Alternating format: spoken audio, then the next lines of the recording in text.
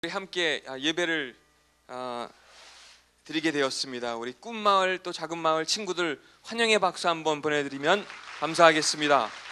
네. 오늘 우리 꿈마을 또 작은마을 친구들이 같이 있기 때문에 제가 오늘은 짧은 버전의 2부 예배 때는 짧게 설교를 하도록 하겠는데요. 하나님의 말씀 저희가 잠깐 같이 읽어보면서 시작할까요? 오늘 말씀은 마가복음 1장 14절에서 15절, 그냥 짧게 이 두 절만 제가 읽겠습니다. 마가복음 1장 14절에서 15절입니다. 요한이 감옥에 갇힌 뒤 예수님께서는 갈릴리로 가셔서 하나님의 복음을 전하셨습니다. 예수님께서는 때가 되었다, 하나님 나라가 가까이 왔다, 회개하고 복음을 믿어라 하고 말씀하셨습니다. 예수님께서 하신 말씀, 또 예수님께서 전하신 복음의 핵심은 하나님 나라가 가까이 왔다. 그 얘기는 다시 말하면 모든 사람에게, 어린이든 어른이든 모든 사람에게 하나님 나라가 이미 가까이 왔고, 또 예수 그리스도를 통해서 우리가 그 하나님 나라를 오늘도 우리가 살아가는 이 삶의 현장에서 그 하나님 나라를 경험할 수 있다는 겁니다. 하나님의 나라는 하나님의 임재가 있는 곳, 예수 그리스도를 통해서 하나님이 임하시는 그곳, 또 하나님의 능력이 나타나는 곳, 하나님의 사랑이 있는 곳이 바로 하나님의 나라라고 예수님께서는 그렇게 복음을 전하고 계세요.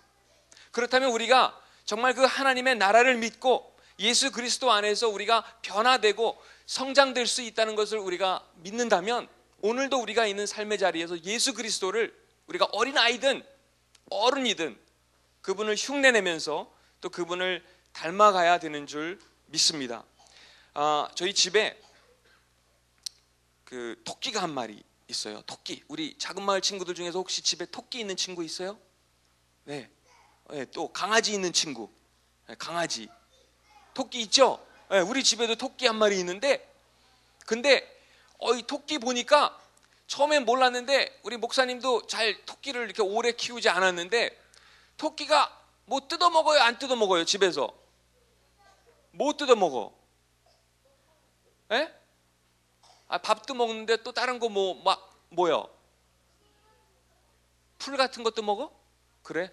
우리 집에 있는 토끼는 막 종이도 막 뜯어 먹어가지고, 그래서 저는 그냥 그 장난삼아 그냥 그걸 그냥 이렇게 그냥 뜯고 그냥 그걸 가지고 그게 단지 알았는데 막 먹더라고요, 정말 종이를. 그래서 제가 계속 막 아무리 말려도 이 토끼가 목사님 말을 안 들어요. 애들 말도 안 들어. 그래서 막 열심히 제가 목사님 오랫동안 그 토끼랑 막 대화하면서 이 종이 너 이거 먹으면 안 돼, 몸에 해로운 거야, 먹지 마, 막 말리고 그래도 목사님 말을 안 들어요. 아무리 막 설득하고 가끔 설교도 하고 그래도 토끼가 말을 안 들어. 그래가지고 너무 막 마음이 힘들고 마음이 아프고, 아무리 설명을 하고 설득을 하고 막 해도 결국은 말을 안 듣고 계속 이 종이를 막 물어뜯고 먹으니까 목사님 마음이 아프잖아요. 그래서 계속해서 막 얘기를 하다가 도무지 말을 안 들으니까 내가 막 마음에 상처가 되고 막 열받게 되고 막 그러는 거예요. 그래서 이 토끼가 막 얄미워지면서 말을 자꾸만 안 듣니까 결국엔 제가 그냥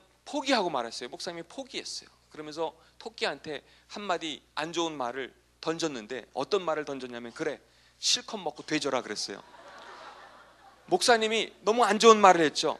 너무 나쁜 말을 토끼한테 한 거예요. 그 뒤로 제가 하나님 앞에 열심히 회개 기도를 했어요. 하나님 용서해 주세요. 근데 정말 목사님도 아직 성장하고 있어요. 저도 예수님을 닮아서 아직 갈 길이 멀었어요. 목사님도 공사 중이에요. 지금 이 자리에 있는 우리 모두가 사실은 공사 중이죠.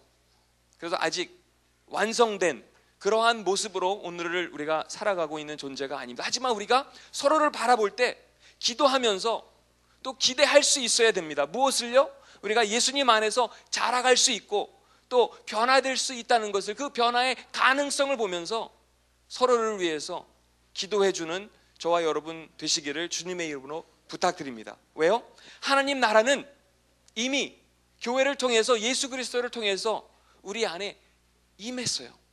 하나님께서 임재하시는 그 자리, 하나님의 능력이 있는 그 자리, 하나님의 사랑을 우리가 경험할 수 있는 그 자리가 바로 하나님의 나라이기 때문에 그렇습니다.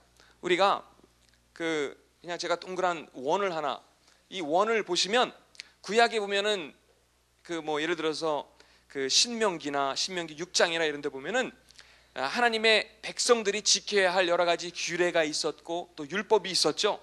주일학교에서도 우리 주일학교 선생님들께서 그런 내용들을 아마 많이 가르쳐 주실 거예요. 그런데 예수님께서 오셔서 그러한 규례들과 율법들을 완전히 폐지하거나 무시하거나 그러진 않으셨어요. 하지만 예수님은 오히려 그 많은, 예를 들어서 한 613가지가나 되는 그러한 여러 가지 다양한 규례들을 아주 짧게 예수님께서는 요약해 주셨는데, 어떻게 요약하셨는지 여러분 아시죠?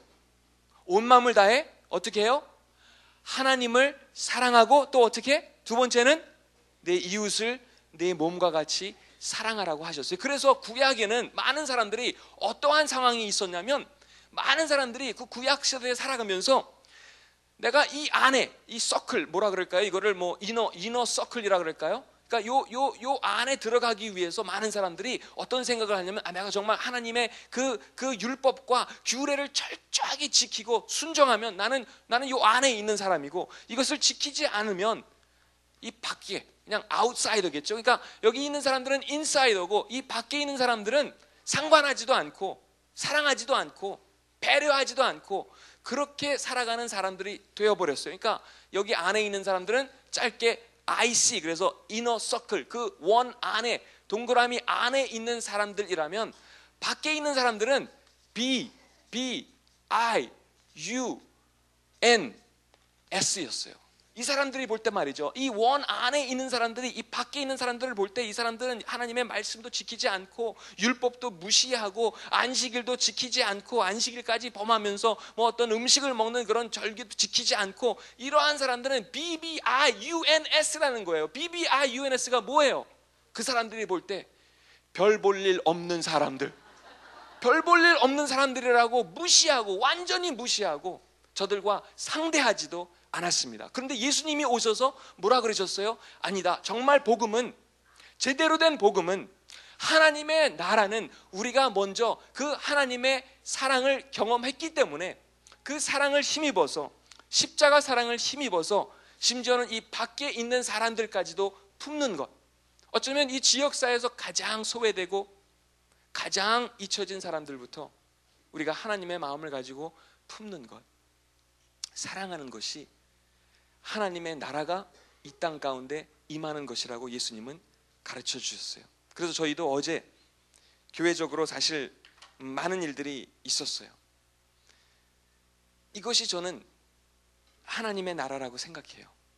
아주 작은 그 맛을 볼 수 있는. 아침에 많은 교회 가족들이 갑자기 아내를 잃고 또 사랑하는 엄마를 잃은 가정에 찾아가서 위로해 주시는 많은 분들이 계셨습니다. 저는 그 자리에서 또 보경이가 준비한 엄마를 위한 편지를 읽으면서 우리 모두 같이 마음 아파하며 또 슬퍼하며 사랑을 나눴습니다. 그러한 자리가 바로 교회이고 또 하나님의 나라가 임하는 곳이라고 믿습니다. 오후에는 또 많은 분들이 대구에 우리 교회에서 찬양팀에서 오랫동안 봉사해준 어느 청년이 결혼을 했습니다. 제가 주례를 하기 위해서 갔어요. 또 여러 집사님들이 일부러 와주셨습니다. 그 청년에게는 부모님이 계시지 않습니다. 그 청년을 또 축하해주고 위로해 주시기 위해서 많은 분들이 가셨어요. 또 어제 교회에서 어떤 행사가 있었죠? 바자회가 있었죠. 그 바자회에서 많은 분들이 또 물건을 사주셨어요. 2,000원짜리 물건을 다 뻔히 알면서도, 이게 가격이 2,000원이라는 걸 알면서도 어떤 분들은 4,000원, 5,000원을 주고 그 물건을 사가셨어요. 교회를 돕기 위해서. 이러한 모습이 우리 안에 발견되어질 수 있는 하나님 나라인 줄 믿으시길 바랍니다. 오늘도 조금 있으면 이제 침례 받는 분들이 계십니다. 오늘 2부 예배 때는 2분이 받게 되고 1부 예배에는 우리 징검다리 친구들 3명이 침례를 받았습니다. 우리가 침례를 받을 때 하나님 앞에 고백하는 것은 세례이든 침례이든 제가 예수 그리스도를 통해서 이제 새 사람이 되어서 하나님을 위해서 사는 사람이 되고 싶습니다. 이러한 산 고백을 통해서 많은 사람들 앞에서 제가 이제는 하나님의 자녀로 하나님의 사람으로 살아가고 싶습니다. 그러한 고백을 합니다. 그래서 오늘 침례를 받게 되실 분들을 위해서 여러분 기억해 주시고 또 기도해 주시면 감사하겠습니다. 우리 모두가 교회를 통해서 오늘 우리가 있는 삶의 자리에서 하나님의 나라를 이루어가는 저와 여러분 되시기를 주님의 이름으로 부탁드립니다. 잠깐 같이 기도하시겠습니다.